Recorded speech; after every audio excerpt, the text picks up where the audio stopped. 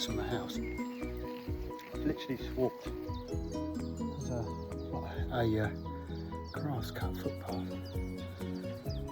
This one's the official footpath. There's the one on the other side of the fence is an unofficial footpath. But literally I've just walked up and over this hill and the sound of the M25 had disappeared because I can normally hear it in the background. And all I can hear is just a faint rush, parakeets in the background, foreground, and nature. Good morning and happy Father's Day.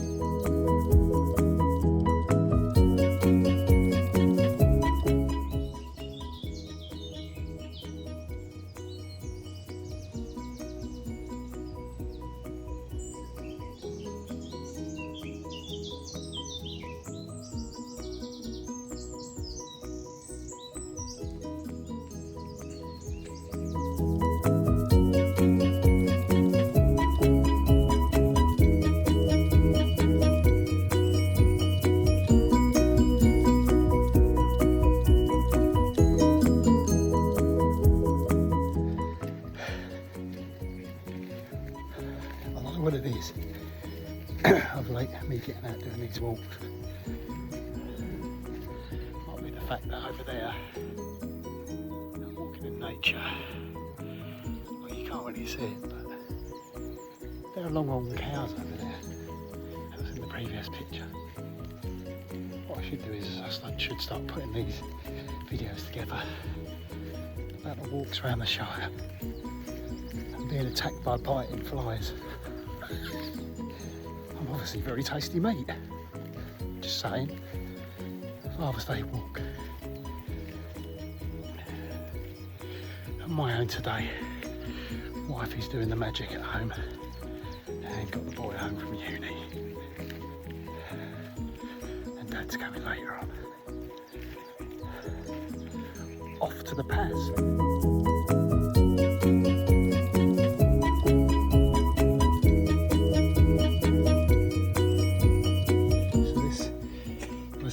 Faz, not Paz.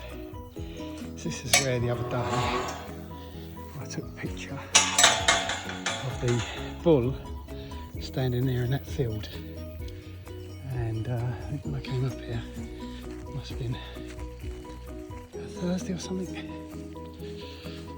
I lost all track of this week. There's the Obelisk right up in the background. You can just see it on the hill. That's Boudicca's Obelisk.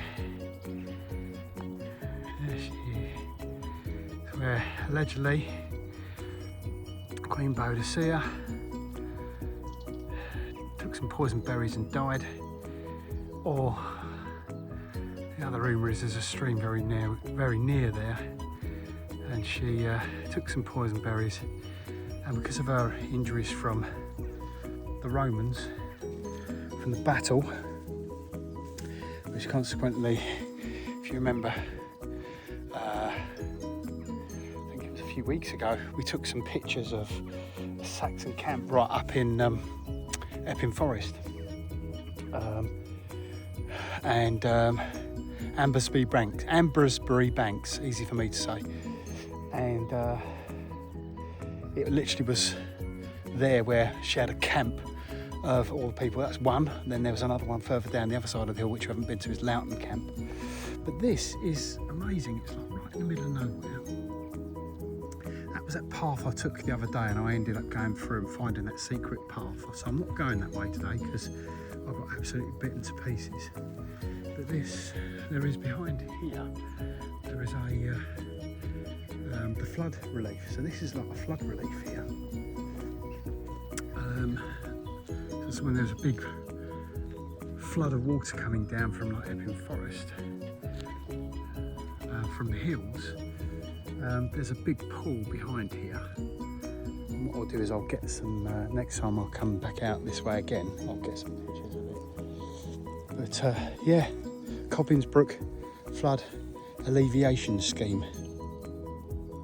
And basically what they wanted to do was just preparing for flood risk. And it's sponsored by the Environment Agency.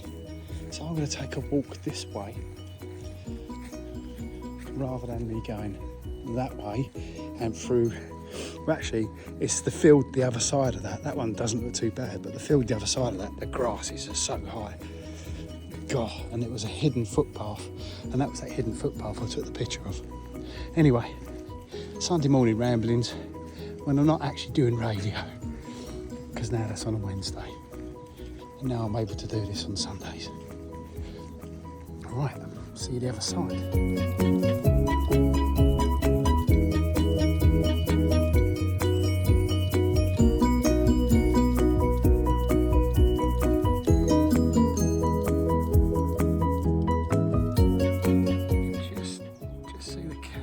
On the hill the other side, they're the other longhorns, so I'm going to walk around them, that ridge of trees.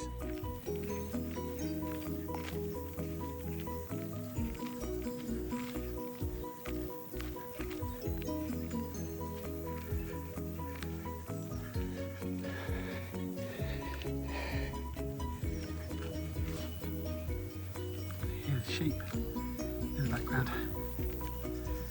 Stile in the corner. Where are we going next? On the way back home now. Need a cup of coffee.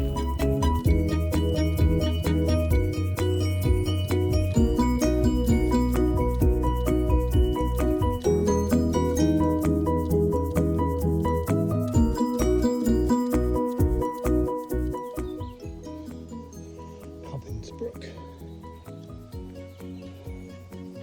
Coming out and around. This is where allegedly Boudicca's blood went in and down to the abbey. Right.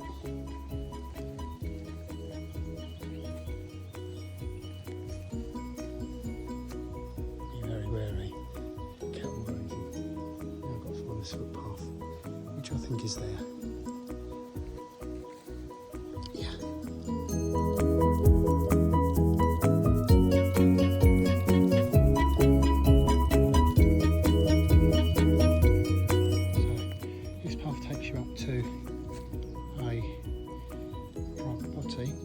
Please stay on the footpath, so I'm guessing, there you go, there's a arrow that way, showing you a direction to go. So you can walk around the property as long as you don't go in and across it. Looks like a drive upstream leading down to Cobbins Brook as well. Right, let's get through the gate, and walk around the path. There it is. That the second Boudicca obelisk. Let's go and have a close look.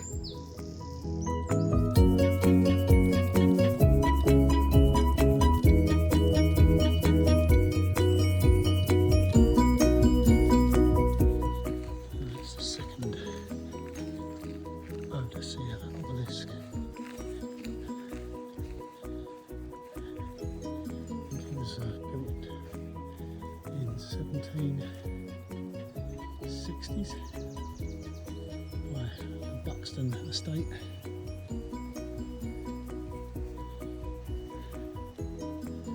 And that's where also Boudicca could have died. Definitely he's mad. Someone said I just walked through a caravan park, which most of my local friends and family will know. And aim is to get to the new houses there, which you can't see at the end of my finger. I've got to walk along the lane, and then there's a footpath that takes me down through that as well. So I'm literally just back on this road. You can see where the farmer's come up there with his combines. And walk this way. Looks like there's building work going on over there as well in the distance. There's the power lines going on through to Hoddesdon Power Station. And I think up that way as well is where the kennels are. I think they're up and over that hill. That goes up towards Nazing Way. Always wanted to do this bit. And I'm doing it today. What a Father's Day gift. amongst other things, and spending time with family when they get up. That's why I'm out early. Alright, get going.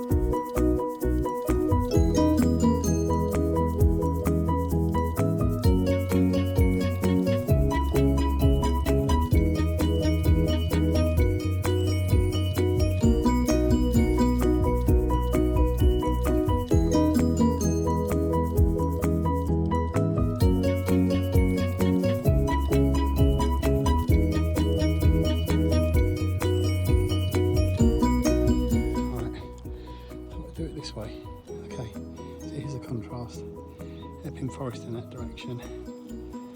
This is a path here. I've just found a lovely field that I'm walking in, and guess what? In the distance, look at that. You can see the Shire. I'm in London. That is, oh look, PT Tower. Oh my days. That is amazing. East-west. Incredible.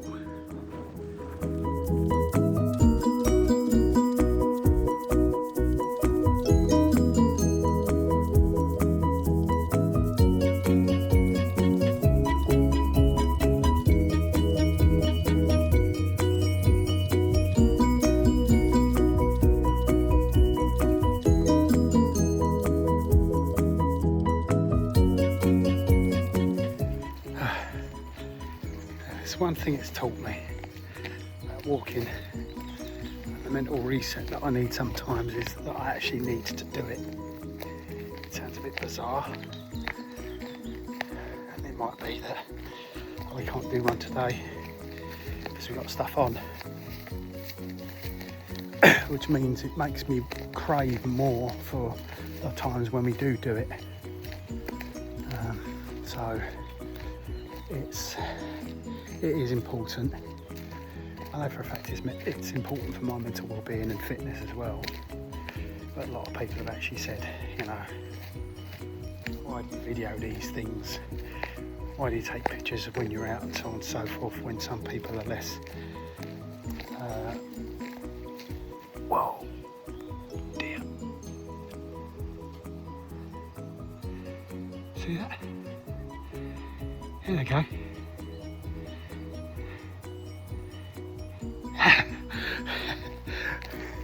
Did they just come across to me? I was like, look, who's that?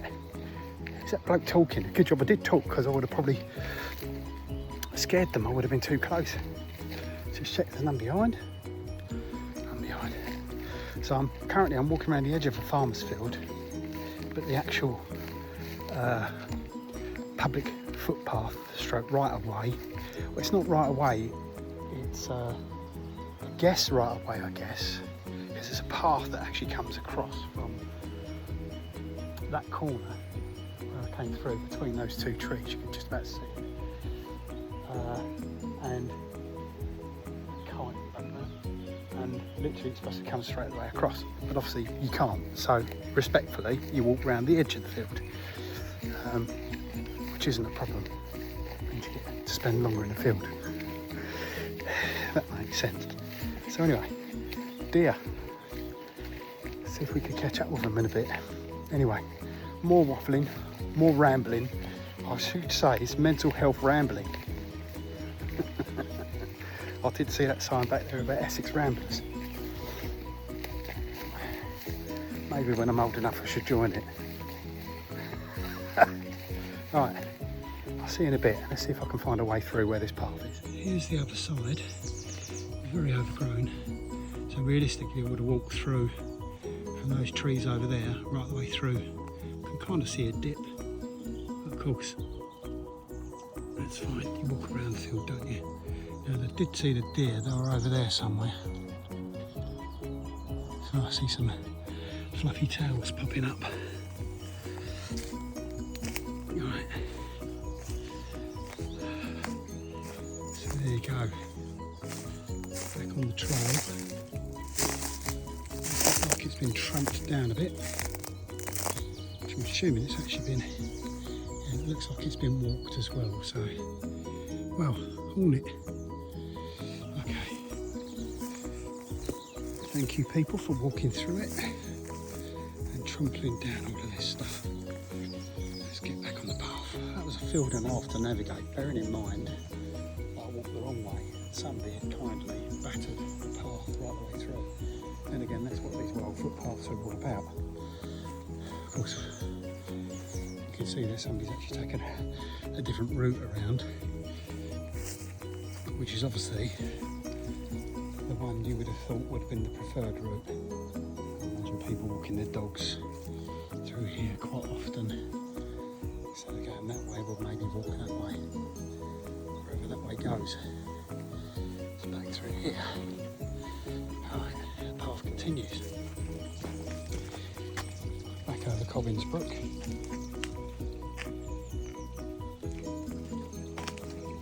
And we now see signs of civilization because of a green fence.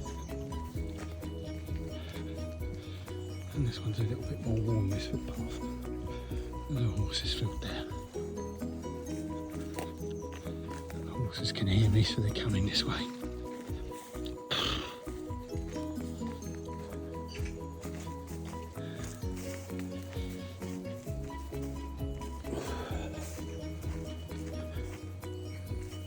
Yeah, let's keep going.